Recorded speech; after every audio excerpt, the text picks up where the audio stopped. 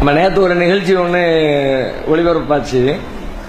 அதில் சீமான், நாம் தமிழர் கட்சி தலைவர் சீமான் பேசும்பொழுது கேள்விக்கு என்ன பதில் நிகழ்ச்சி மாதிரி அவர்கிட்ட கேள்வி பதில் ஓடிக்கிட்டே இருக்குது.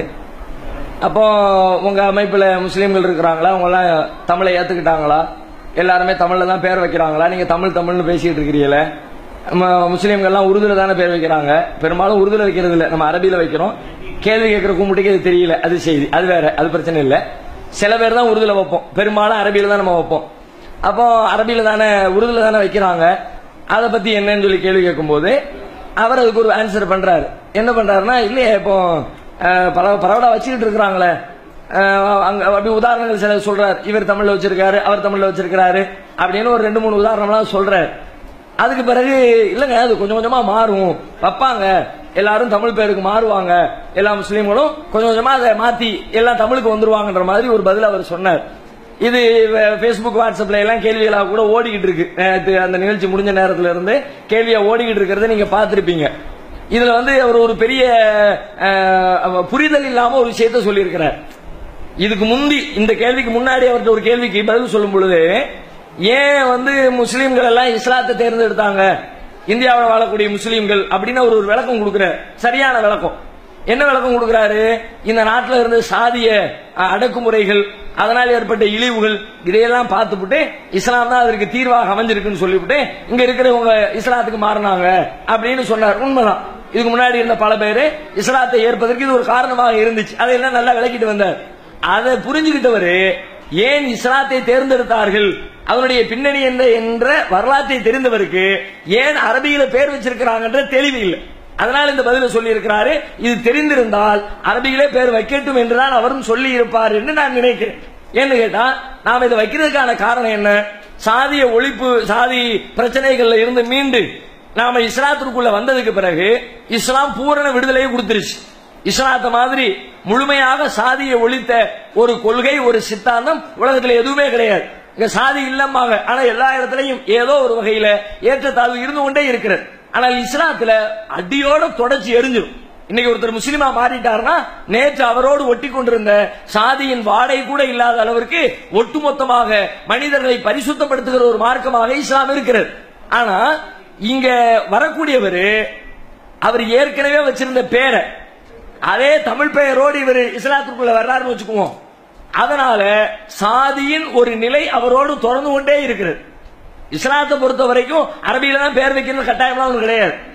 நல்ல பேர் வச்சா நீங்க எந்த மொழியிலே வைக்கலாம், மார்க்கத்தில் ஒன்றும் தடை கிடையாது. கெட்ட பேரா இருக்க கூடாது, தப்பான அர்த்தம் உள்ள பேரா இருக்க கூடாது, அல்லாஹ்வுக்கு இணை கற்பிக்கிற கோபம் மூட்டுகிற அர்த்தம் உள்ள பேரா இருக்க கூடாது. இது மாதிரி இல்லைன்னு சொன்னா தாராளமா நீங்க எந்த மொழியில பேர் வச்சாலும் மொழிக்கு இஸ்லாத்துல மேட்டரே கிடையாது. இப்ப இந்தோனேஷியால போய் பாருங்க, இந்தோனேஷிய மக்கள் எல்லாம் அங்க உள்ள மொழியில தான் பேர் வச்சுக்கிறாங்க, முஸ்லீம்கள் எல்லாம். இப்படி பல நாடுகள்ல இருக்கத்தான் செய்கிறது. இஸ்லாம் அதுக்கெல்லாம் ஒரு பெரிய கட்டுப்பாடு விதிக்காது. மொழிங்கிறது ஒரு மனிதன் தான் அறிந்த கருத்தை பிறருக்கு அறிவித்துக் கொடுப்பதற்காக பயன்படுத்துகிற ஒரு கருவி. இஸ்லாத்தினுடைய பார்வையில அவ்வளவுதான். ஆனா இந்தியாவை பொறுத்த வரைக்கும் தமிழ்ல பெயர் வைக்கிறது, இந்தியாவில் இருக்கிற பழைய அந்த இந்து மக்கள் வைத்துக் கொண்டிருக்கிற பெயரை தொடர்ச்சியாக வைத்துக் கொண்டிருந்தால் அதுல ஒரு சிக்கல் வருது. என்ன சிக்கல்? ஒருத்தர் இந்து மதத்திலிருந்து இஸ்லாத்தை ஏத்துக்கிட்டார். ஏத்த உடனே அவர் தன்னுடைய பேரை பேசிக்கிட்டே இருக்கும். ஒருத்தர் பேர் கேட்கிறார், உங்க பேர் என்ன? சுப்பிரமணியன் அப்படின்னு சொல்லிட்டாருன்னா, சொன்ன உடனே அடுத்த ஒரு கேள்வி கேட்பாங்க, என்ன சாதின்னு ஒரு கேள்வி கேட்பாங்க. அவர் அந்த பேரை சொன்னார்னா என்ன சாதி, கோபாலகிருஷ்ணன் என்ன சாதி, ஒரு கேள்வி வரும். அப்போ அந்த சாதியினுடைய பேச்சு தொடர்ந்துகிட்டே இருக்கும். திரும்ப திரும்ப திரும்ப அவங்க நினைவுபடுத்திக்கிட்டே இருப்பாங்க. அவர் சாகர வரைக்கும் சொல்லிக்கிட்டே இருப்பார். அந்த பேரை சொல்லுவாரு, கேட்ட உடனே என்ன சாதின்னு கேட்பான், நான் இந்த சாதி பாரு, இப்ப அந்த சாதியில இல்ல, அந்த சாதியில இருந்து வந்தேன்னு விளக்கம் கொடுப்பாரு. இப்படியா வண்டி ஓடிக்கிட்டே இருக்கும். அதனால என்ன பிரச்சனை? அவர் எந்த சாதியிலிருந்து வந்தாருங்கிற அந்த நினைப்பு மீண்டும் மீண்டும் நினைவுபடுத்தப்பட்டு கொண்டே இருக்கும். இஸ்லாத்தை பொறுத்த வரைக்கும் இஸ்லாம் என்ன பாக்குது? அந்த நினைப்பே இல்லாம அடியோட காலி பண்ணிடணும் ஒட்டுமொத்தமா. நாம கூட ஏதோ ஒரு சாதியில இருந்தா நம்முடைய முன்னோர்கள் வந்திருப்பாங்க, நம்ம யாருக்குமே தெரியும் என்ன சாதி, நம்ம முப்பாட்டம் என்ன சாதி, அதுக்கு மேல உள்ள என்ன சாதி யாருக்குமே தெரியாது. ஏன் தெரியல? அந்த பேச்சே இல்லாம போனதுனால தெரியும். அந்த பேரை, பழைய பேரை வைக்கும் பொழுது, குறிப்பா தமிழ்ல பேர் வைக்கும் பொழுது அந்த சாதி தொடர்ந்து கொண்டே வருகிற வாய்ப்பு இருக்கிற காரணத்தினால் அரபியில பேரை மாத்திரு, கேள்வியே வராது. நேற்று சுப்பிரமணியனா இருந்தவர் இன்னைக்கு அப்துல் கார்னு பேர் வச்சுட்டார். அப்துல் காதர் பேர் வச்ச பிறகு நீ என்ன சாதின்னு கேள்வி வருமா? அதான் முஸ்லீம்ல சாதியே கிடையாது, கேள்விக்கு வேலையே இல்லை. அப்ப அந்த சிந்தனையே இல்லாம போயிடும்.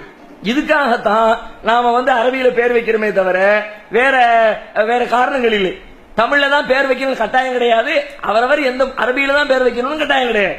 அவரவருக்கு பிடிச்ச வார்த்தை நல்ல ஒரு சொல்லு எதுல இருந்தாலும் தேர்ந்தெடுத்து வைக்கலாம், அப்படிதான் இஸ்லாம் சொல்லு. ஆனா அவருக்கு நாம சொல்ல வேண்டிய செய்தி என்னன்னு கேட்டா, தமிழ் தமிழ் தமிழ்ங்கிற பேர்ல வெறி பிடிச்சு அலையாதிய. பல பேர் அந்த வெறியில சாதி வெறியை எதிர்த்து பேசுகிறவர்களிடத்துல மொழி வெறி இருக்கிறது. ரெண்டுமே தப்பு தானே. சாதி அடிப்படையில் ஒரு மனிதனை பேதப்படுத்தக்கூடாது, வித்தியாசப்படுத்தக்கூடாது, கொடுமைப்படுத்தக்கூடாது என்று சொன்னால் மொழி அடிப்படையில் மட்டும் அந்த கொடுமையை செய்யலாமா? அந்த அடிப்படையில் மட்டும் ஏற்றத்தாழ்வை கற்பிக்கலாமா? மொழியினால் இந்த உலகத்தில் ஏற்பட்டிருக்கிற சண்டைகள் சச்சரவுகள் எத்தனை. பாம்பேயில் எடுத்துக்கோங்க, அவர் சிவசேனா தலைவர் பால் தாக்கரே அடிச்சு மராட்டியரை தவிர வேற எவனும் இருக்க கூட அடிச்சு வரனாரா இல்லையா? எத்தனை ஆயிரம் மக்கள் பாதிக்கப்பட்டார்கள். பீகாரிகளை அப்படியே ரோட்ல பெரிய பெரிய வாகனங்களை ஏற்றி கொலை பண்ணினாரு. இரவோடு இரவாக ஆயிரக்கணக்கான தமிழர்கள் மும்பையை காலி பண்ணிக்கிட்டு சொத்து பத்துக்களை எல்லாம் போட்டுக்கிட்டு ஒரே நைட்டோட நைட்டா ஓடி வந்தார்கள். அதுக்கெல்லாம் என்ன காரணம்? மராட்டியர்களுக்கு அப்படின்னு மொழி வெறியை தூண்டி விட்டாரு. அதனால் ஏற்பட்ட பிரச்சனை. கேரளாவுக்கும் தமிழ்நாட்டுக்கும் பஞ்சாயத்து. என்ன பஞ்சாயத்து? முல்லை பெரியார் தண்ணீருடைய அளவை உயர்த்துறதா வேண்டாமா? எத்தனை வருஷமா? என்ன காரணம்? ஒரே காரணம், மொழிதான் பிரச்சனை. நான் மலையாளி, அவன் தமிழன், என் ஊரு தண்ணி அவன் ஊருக்கு போறதா? அப்ப பிரச்சனை வருது. காவிரி கன்னடத்துக்கும் தமிழ்நாட்டுக்கும் பிரச்சனை, காவிரி பிரச்சனை எத்தனை வருஷமா ஓடிக்கிட்டு இருக்கு. என்ன காரணம்? அவன் கன்னடன், நான் தமிழன், அவனுக்கு கொடுக்க மாட்டேன், திறந்து விட மாட்டேன். அப்ப இந்த மொழியினால் பெரிய பிரச்சனை. மொழி வெறியும் இருக்கக்கூடாது. மனிதன் என்று சொன்னால் மொழியால், இனத்தால், தேசத்தால் அவன் பிரிந்து கிடந்தாலும் அவனுக்கு இடையிலே எந்த பாகுபாட்டையும் கற்பிக்க கூடாது. அவன் இந்த மொழி பேசலாம், அதனால் உயர்ந்தவன் இல்லை. வேறு எந்த மொழியும் பேசலாம், அதனால் தாழ்ந்தவனும் இல்லை. மனிதன் என்ற அடிப்படையில் அனைவரும் சமம். குர்ஆன் அப்படித்தான் சொல்கிறது. யா அய்யுஹன்னாஸ் இன்னா கலக்னாக்கும் மின் ذكر وانثى.